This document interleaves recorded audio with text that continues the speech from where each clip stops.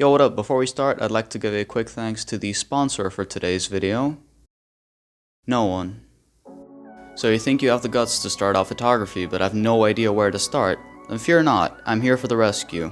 To start out, you'll need a camera and a lens. Oh, and a battery and memory card too. If you're looking for a good beginner-friendly budget camera, you can't go wrong with a Canon 2000D. Now that you got that, wipe your memory card clean. No, not like that. There you go, that's better. And pop that bad boy in. Before you start, it's worth making sure your camera is in JPEG fine mode, as your main focus to begin with is to learn to make great photos with no edits. Once you got that part sorted, put your camera in auto mode and learn to take good compositions and learn your camera in auto. Trust me, this step is vital. Once you master auto, you'll need to learn the three principles of photography: ISO, aperture, and shutter speed, which all control how your camera exposes your image. ISO changes your sensor sensitivity, meaning the lower the number, the darker your image is, while the higher the number is, the brighter the image is. But the brighter you go, the noisier and more pixelated your image looks. A rule of thumb is if you're outside or in a well-lit environment, keep it between 60 and 200. And if you're in a darker place, well, you're f***ed. Just kidding. It depends on the camera you have, but I'd say keeping it as low as possible is vital. 800 should be okay. Now set your camera to the A or AV mode, which stands for aperture priority.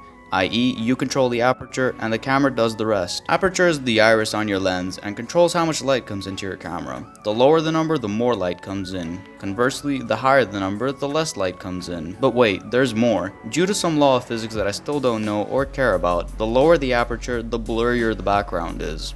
As a rule of thumb, if you're shooting portraits, go as low as your lens goes, and if you're shooting landscapes, go from f8 to f11. You'll find yourself using aperture priority a lot as you go along. Now for shutter priority. You get the drill, you control the shutter speed, and the camera does the rest. Shutter speed is how long light can hit your camera's sensor. A fast shutter speed, such as 1/1000th of a second, will produce darker images than an image shot at 1/2 of a second. Once again, there's more. The faster the shutter speed, the more frozen your image may be.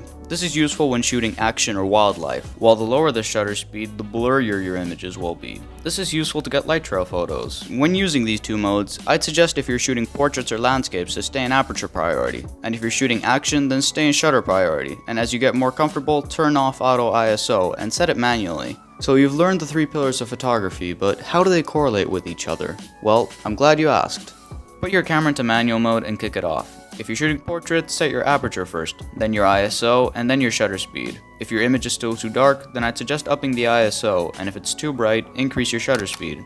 I'd suggest to always stay faster than 1/60th of a second when handheld, to ensure images aren't blurry. If you're shooting action, then set your shutter speed followed by ISO and your aperture. If you're taking pictures at night, then I'd recommend a tripod, or if you're broke as like I am, then find an object to rest your camera on. As you progress, you can start editing your JPEGs, and when you're confident, you can shift to shooting RAW. The difference between RAW and JPEG is that RAW is better. Haha, just kidding. It's a larger file size with no compressions, which means images look cleaner after editing them. But be warned, RAW files are way larger and you'll have to invest in a hard drive. You can also invest in more lenses. A good one to get after your kit lens is a 50mm 1.8, as it's cheap and produces incredibly blurry backgrounds due to its 1.8 aperture. For editing software, I'd suggest starting out with Lightroom Mobile, as it's very beginner friendly. When you get better, you can start using Lightroom Desktop. So you've taken your photos and edited them. If they look great, then good for you. But if you hate them, want to quit, change your name, and move country, then congratulations, you can officially call yourself a photographer.